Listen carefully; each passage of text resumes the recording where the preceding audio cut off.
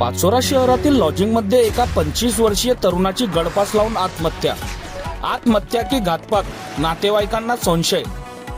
पाचोरा शहरातील जळगाव रोडवरील एका लॉजिंगमध्ये 25 वर्षीय तरुणाने गळफास लावून आत्महत्या केल्याची घटना दिनांक 28 मे रोजी सकाळी 11 वाजेच्या सुमारास उघडकीस आली आहे।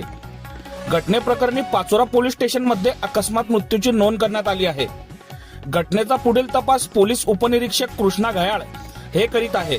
मात्र ही आत्महत्या नसून घातपात झाला असल्याचा संशय नातेवाईकांनी व्यक्त करत घटना घडल्यापासून रात्री उशिरापर्यंत पोलीस स्टेशन व ग्रामीण रुग्णालयासमोर गर्दी केली होती। रवींद्र संजय मोरे, वय वर्ष 25, राहणार गिरड, तालुका भडगाव या कापड दुकान व्यावसायिकाने 28 मे रोजी सकाळी 11 वाजेच्या सुमारास पाचोरा ते जळगाव रोडवरील एका लॉजिंग मध्ये गळफास लावून आत्महत्या केल्याची घटना समोर आली आहे।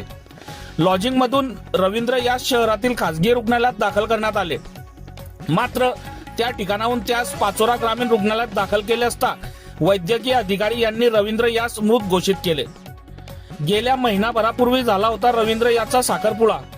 रवींद्र संजय मोरे हा तरुण पाचोरा शहरातील भाजी मंडई मधील शॉपिंग कॉम्प्लेक्स मध्ये मालक मेन्स मेयर नावाचे रेडीमेड कापड दुकान चालवित होता।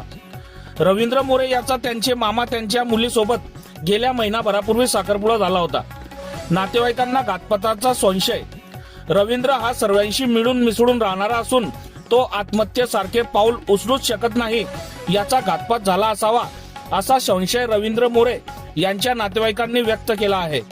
मय्यत रवींद्र मोरे याचे पश्चात वृद्ध आई, एक भाऊ, एक बहीण असा परिवार असून परिवाराची संपूर्ण जबाबदारी रवींद्र हा सांभाळत होता।